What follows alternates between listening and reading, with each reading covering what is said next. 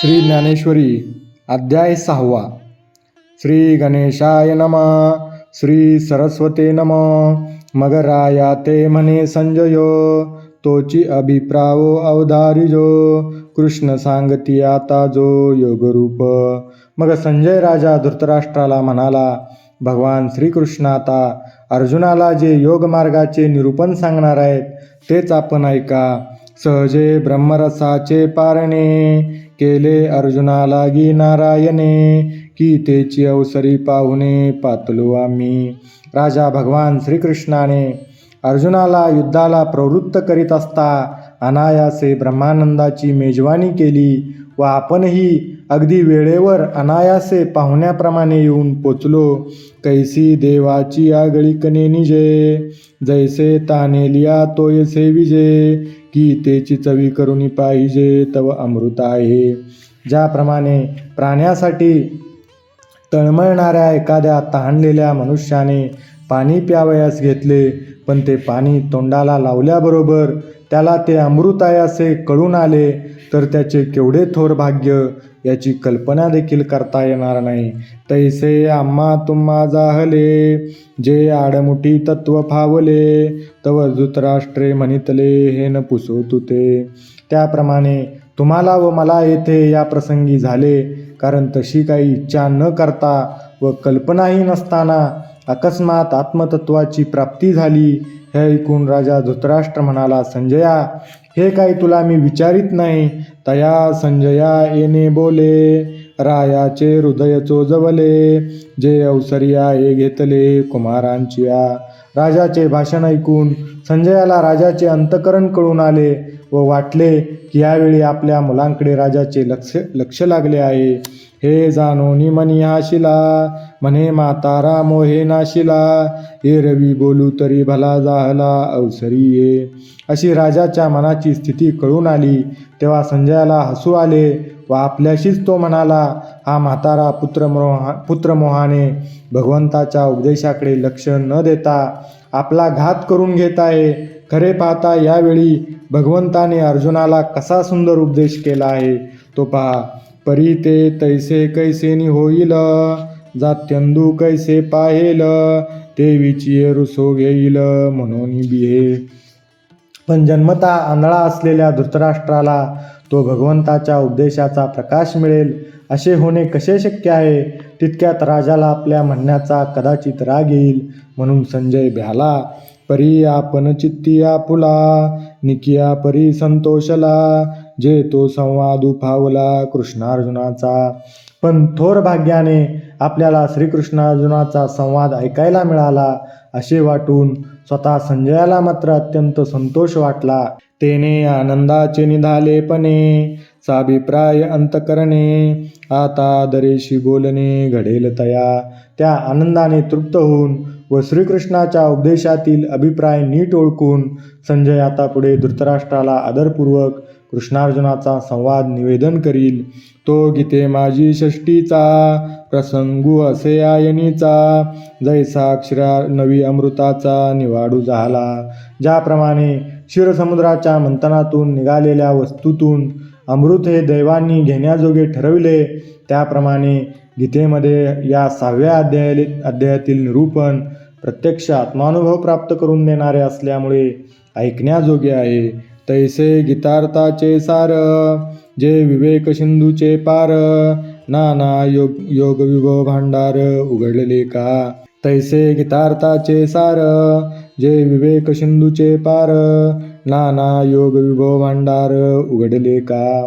त्याप्रमाणे ते निरूपण गीतार्थाचे सारभूतच म्हणता येईल, किंवा ते आत्मानात्म विवेकरूपी समुद्राचे पैलतीर म्हणता येईल, अथवा योगेश्वर्याचे उघडले गेलेले कोठार म्हणता येईल. जे आदी प्रकृतीचे विसवणे, जे शब्द ब्रह्माशीन बोलणे. जे तुनी गीतावल्लीचे ठाणे प्ररोह पावे.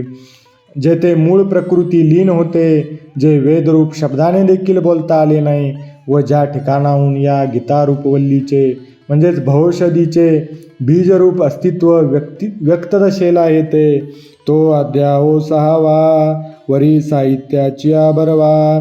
सांगिजेल म्हणून परिसावा चित्त देऊनी. तो हा अनिर्वाच्य ब्रह्मस्थितीचा अनुभव देणारा 6वा अध्याय होय.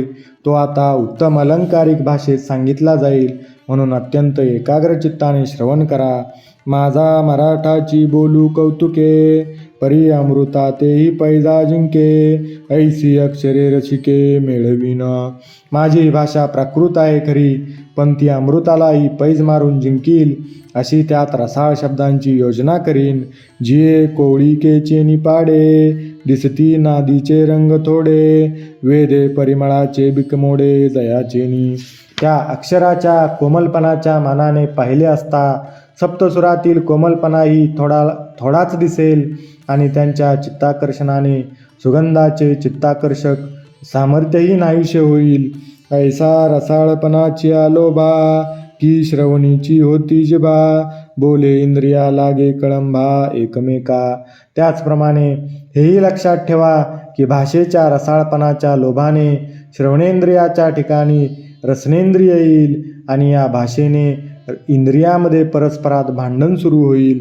सहजे शब्दू तरी विशो श्रवणाचा, परी रसना मने रसू हा आमुचा, ग्रहणाशी भाव जाय परिमळाचा, हा तोची होईल. मग खरोखर शब्द हा कानाचा विषय होय, पण जिभेला हा शब्द माझा विषय आहे असे वाटेल. नाकाला त्या शब्दाच्या ठिकाणी आपला सुगंध विषय आहे असे वाटेल व तो शब्द नाकाला सुगंधाचाच अनुभव देईल. नवल बोलतीये रेखेची वाहनी, देखता डोळ्याही पुरो लागे धनी, ते म्हणती उघडली खाणी रूपाची हे. भाषेच्या मर्यादेची पद्धत अशी आश्चर्यकारक की ती पाहून डोळ्यांचे पारणे फिटेल व त्यांची इच्छा तृप्त होईल व ते म्हणतील की हे शब्द म्हणजे रूपाची खाणीच आहे. जेत संपूर्ण पद उभारे, तेत मनची धाव बाहिरे, बोलू बुजाई आविष्करे आलिंगावया. जेथे संपूर्ण पद उभारले जाईल तेथे मन इंद्रियांना मागे सारून त्या बोलाला बाह्या पसरून आलिंगन देण्याला बाहेर धावेल. ऐसी इंद्रिये आपुलालिया भावी, झोंबती परितो सरीसीपणीची बुजावी, जैसा एकला जग चेववी सहस्त्र करू. याप्रमाणे ही इंद्रिये त्या शब्दाला विषय समजून झोंबतील. पण ज्याप्रमाणे एकच सूर्य उदय पाहून सर्व जगाला जागे करतो, त्याप्रमाणे माझा तो शब्दही सर्वांचे सारखे समाधान करील. तैसे शब्दाचे व्यापकपण, देखिजे असाधारण, पाहतया भावज्ञा फावती गुण चिंतामणीचे. त्याप्रमाणेच त्या शब्दाचा अर्थही असामान्य व्यापक व खोल आहे असे दिसेल. त्यातील गुप्त अभिप्रायाकडे पाहणाऱ्याला त्यात चिंतामणीचे गुण दिसतील. हे असो तू या बोलाची ताटे भली, वरी कैवल्य रसे ओगरिली, ही प्रतिपत्ती मिया केली निष्कामाशी. हे असो अशा प्रकारच्या साहित्यपूर्ण शब्दांची उत्तम ताटे मांडून त्यात ब्रह्मरस वाढला जाईल. पण हे माझे निवेदन निष्काम पुरुषांकरता आहे. आता आत्मप्रभानीच नवी, तेची करुणी ठाण दिवी, जो इंद्रियांते चोरून जेवी तयाशीची भावे. निष्काम पुरुषाचे निवेदन माऊली या ओवीत करीत आहेत. आता नित्य नूतन एकसारखा प्रकाशणारा नित्य ज्ञानरूप जो आत्मप्रकाश, त्याला ठाणदिवी करून म्हणजे स्थिर करून इंद्रियांना न कळू देता जो या ताटात जेवील त्यालाच त्या कैवल्य रसाचा स्वाद घेता येईल. एत श्रवणाचे निपांगे, विन श्रोतया होवावे लागे, हे मनाचे निजांगे भोगीजे गा. तेथे श्रोत्याने श्रवणेंद्रियाचाही संबंध तोडला पाहिजे व नुसत्या मनानेच ते भोगले पाहिजे. आहाच बोलाची वालिप फेडीजे, आणि ब्रह्माची याची अंगा गडीजे, मग सुखेशी सुरवाडीजे सुखाची माझी. बोलीचे दिसत असलेले आच्छादन दूर करून आतील अर्थ जे ब्रह्म त्याशी समरस होऊन जावे व मग सुखात मग्न होऊन सुख भोगावे. ऐसे हळुवारपण जरी येईल, तरीच हे उपेगा जाईल, एरवी आगवी गोटी होईल मुक्या भर्याची. जर चित्त असे हळुवार म्हणजे कोमल होईल तरच त्या चित्ताचा येथे उपयोग होईल, म्हणजे त्या चित्ताला मोक्षलाभ घेता येईल. नाहीतर पुढे होणारे योगाचे विवेचन मुक्या भैऱ्यांनी ऐकल्यासारखे निरर्थक होईल. परी ते असो आता आगवे, न लगे श्रोतया ते कडसावे, जे अधिकारी येत स्वभावे निष्काम कामू. पण हे बोलणे येथेच पुरे, कारण या ग्रंथाचे श्रवण करणारे निष्कामच असल्यामुळे स्वभावताच ते श्रवणाला अधिकारी आहेत, म्हणून त्यांना निक्षूम सांगण्याची गरज नाही. जीही आत्मबोधाची आवडी, केली स्वर्गसुखाची कुरोंडी, ते वाचुनी तिची गोडी नेनती अनिक. ज्यांनी आत्मबोधाच्या आवडीवरून स्वर्गीय सुख व संसार सुख या दोन्ही सुखांना ओवाळून टाकून दिले, अशा पुरुषा वाचून दुसऱ्या कोणालाच कैवल्यानंद भोगता येणार नाही. जैसा वायसी चंद्र नोळखीजे, तैसा प्राकृती हा ग्रंथुनी निजे, आणि तो हिमांशूची जे विखाजे चकोराचे. ज्याप्रमाणे कावळ्याला चंद्राची कधी ओळखच नाही, त्याप्रमाणे अज्ञानी संसारासक्त अशा पुरुषांना हा ग्रंथ कधी समजणार नाही. आणि ज्याप्रमाणे चंद्राचे किरणही चकोराचाच खाऊ होतो, म्हणजे दुसऱ्या कोणाचा नव्हे, तैसा सज्ञानाशी तरी हा ठावो, आणि अज्ञानाशी आनगावो, म्हणून बोलावया विषम पहावो विशेषू नाही. त्याप्रमाणे ज्ञानियांना हा ग्रंथ ब्रह्मप्राप्तीचे ठिकाण वाटेल, आणि विषयासक्त अज्ञानी पुरुषाला भलत्याच गावाला जाणारा मार्ग वाटेल. म्हणून येथे विशेष काही सांगता येण्याजोगा विषय नाही. परी अनुवादलो मी प्रसंगे, ते सज्जनी उपसाहावे लागे, आता सांगेन काय श्रीरंगे निरूपिले जे. आता मी प्रसंगोपात्त त्या विषयाचा पुन्हा उच्चार केला आहे, तेवढी पुनरुक्ती आपण सज्जनांनी सहन करावी. आता श्रीकृष्णाने अर्जुनाला काय सांगितले तेच सांगतो. ते बुद्धीही आकळिता साकडे, मनोनी बोली उपाये सापडे, परी श्रीनिवृत्ती कृपादी पूजियेडे देखेन मी. जे बुद्धीला आकलन करणे कठीण आहे, म्हणूनच ते शब्दाने क्वचित बोलले जाते, पण मी ते श्रीगुरु निवृत्तीनाथांच्या कृपारूप दिव्याच्या प्रकाशाने पाहीन. जे दिठीन पविजे, ते दिठीविन देखिजे, जरी अतिंद्रिय लाहिजे ज्ञानबळ. जर इंद्रियातील अशा आत्म्याच्या नित्य ज्ञानदृष्टीचे बळ असले, तर इंद्रियदृष्टीलाही जे दिसू शकत नाही, ते इंद्रिया वाचूनही पाहता येते.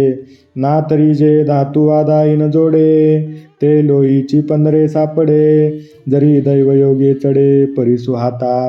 किमयेने धातूचे जातिवंत सोने होऊ शकत नाही, पण जर दैवाने परीस हाती आला, तर त्या परिसाने मात्र धातूचे जातिवंत सोने होऊ शकते. तैसी गुरुकृपा होय, तरी करिता काय आपुन हे, म्हणून निते अपार माते आहे ज्ञानदेव म्हणे. त्याप्रमाणे श्रीगुरूची कृपा झाली तर प्रयत्नाने काय साध्य होणार नाही. श्री ज्ञानेश्वर माऊली म्हणतात, ती श्रीगुरूची कृपा माझ्यावर अमर्याद आहे. तेने कारणे मी बोलेन, बोली अरूपाचे रूप दाविन, अतिंद्रिय परिभोगविन इंद्रिया करवी. त्याच कृपेच्या विश्वासावर मी असे सांगतो की शब्दाने देखील अरूप ब्रह्माचे रूप दाखवीन, आणि ते अतिंद्रिय आहे तरी इंद्रियाकडूनही ते भोगवीन. ऐका यशस्वी औदार्य, ज्ञान वैराग्य ऐश्वर्य, हे साई गुणवर्य वसती जेत. ऐका, यश श्री औदार्य ज्ञान वैराग्य ऐश्वर्य हे 6 गुण श्रीकृष्णाच्या ठिकाणी पूर्णपणे व नित्य असतात. म्हणून तो भगवंतू जो निसंगाचा सांगातू, तो म्हणे पार्था दत्तचित्तू होई आता. म्हणून त्याला भगवान म्हणतात. सर्व संग सोडून निसंग झालेल्याचा जो सांगाती म्हणजे मित्र, तो भगवान श्रीकृष्ण म्हणाला, अर्जुना आता माझ्या म्हणण्याकडे नीट चित्त दे. श्री भगवान वाच, अनाश्रिता कर्मफलम कार्यम कर्म करोति या, स संन्यासीच योगीच न निरग्निर्न चाक्रिया. ज्ञानोबा तुकाराम. ऐके योगी आणि संन्यासी जनी, हे एकची शिनाने जनी मानी. एरवी विचारी जती जव दोन्ही, तव एकची ते. ऐक अर्जुना, जगात योगी व संन्यासी हे एकच आहेत, पण तू कदाचित निरनिराळे मानशील. साधारणतः दोघांचाही विचार केला असता ते एकच आहेत असे दिसेल. सांडिजे दुजया नामाचा भासू, तरी योगू तोची संन्यासू. पाहता ब्रह्मी नाही अवकाशू दोही माझी. योग व संन्यास या दोन नावाच्या निराळेपणाचा भास सोडून दिल्यास जो योग तो संन्यासच आहे. कारण विचार करून पाहता अद्वैत ब्रह्मस्वरूपाच्या ठिकाणी योग व संन्यास यांच्या भिन्न अर्थाला अवकाश नाही. जैसे नामाचे नियनारिषेपणे एका पुरुषाते बोलावणे, का दोई मार्गी जाणे एकाची ठाया. ज्याप्रमाणे एका मनुष्याला दोन निराळ्या नावांनी संबोधावे किंवा एकाच गावाला जाण्याचे दोन मार्ग असावेत, ना तरी एकची उदक सहजे परीशिनाना गटी भरिजे. तैसे भिन्नत्व हे जाणीजे योग संन्यासांचे. किंवा एक पाणी दोन निरनिराळ्या भांड्यात भरावे, त्याप्रमाणे योग व संन्यास यांचे निराळेपण आहे असे जाण. ऐके सकळ संमते जगी अर्जुना गा तोची योगी, जो कर्मे करुनी रागी नोहीची फळी. अर्जुना, जगातील सर्व जाणत्या पुरुषांच्या मताने जो आपली विहित कर्मे करून कर्मफळाची इच्छा धरीत नाही तोच योगी होय. जैसी मही हे उद्बीजे जनी अहम बुद्धी विन सहजे, आणि तेथीची तिये बीजे अपेक्षिना. ज्याप्रमाणे पृथ्वी उत्पन्न केल्याचा अभिमान न वागविता सहज झाडे उत्पन्न करते आणि त्या झाडाला येणाऱ्या फळरूपी बीजाची इच्छा करीत नाही, तैसा अन्वयाचे आधारे जातीचे अनुकारे जे जेने अवसरे करणे पावे. त्याप्रमाणे आपल्या वंशात परंपरेने किंवा जातीला धरून जे आचार कर्मे चालत आली असतील ती ज्या ज्या काळी करावयाची असतात ते तैसेची उचित करी. परी साठो पुनो हे शरीरी आणि बुद्धी करोनी फळवेरी जायची ना. त्या त्या काळी बरोबर तशीच योग्य प्रकारे जो करतो, पण शरीराच्या ठिकाणी कर्तृत्वाच्या अहंकाराने फुगून जात नाही व ज्याची बुद्धीही फळापर्यंत जात नाही, म्हणजे जो फळाची इच्छा करीत नाही, ऐसा तोची संन्याशी पार्थागा परियेशी तोची भरवशेनिशी योगीश्वरू. अर्जुना ऐक, अशा रीतीने जो कर्म करणारा आहे तोच संन्यासी होय व निश्चयाने कर्मयोगी तोच होय. वाचुनी उचित कर्म प्रासंगिक तया ते म्हणे हे सांडावे बद्धक, तरी टाको टाकी आणिक मांडीची तो. प्रसंगोपात्त जे विहित कर्म ते बंधनकारक आहे ते सोडले पाहिजे असे म्हणून ते केले नाही तरी लागलीच दुसरे कर्म तो करतोच. जैसा क्षाळून आले पुएकू सवेची लाविजे आणिकू, तैसेनी आग्रहाचा पायकू विचंबे वाया. ज्याप्रमाणे लावलेला एक लेप धुवून टाकून दुसरा लेप लावतात, त्याप्रमाणे कर्म सोडण्याचा आग्रह धरणारा कर्मरहित न होता व्यर्थ दुसऱ्या कर्मात गुरफटला जातो. गृहस्थाश्रमाचे ओझे कपाळी आदीची आहे सहजे, की तेची संन्यास सवा ठेविजे सरीशे पुढती. गृहस्थाश्रमातील कर्तव्य कर्माचे ओझे आधीच दैवाने सहज प्राप्त झालेले आहे, ते टाकून देऊन लगेच पुन्हा संन्यासाश्रमातील कर्तव्याच्या रूपाने ते वाढविणे म्हणजे घेणे होय. पुंडलिक वरदा हरिविठ्ठल. श्री ज्ञानदेव तुकाराम. पंढरीनाथ भगवान की जय. माऊली ज्ञानेश्वर महाराज की जय. जगद्गुरु तुकाराम महाराज की जय. बोल बजरंग बली की जय. जय जय रघुवीर समर्थ.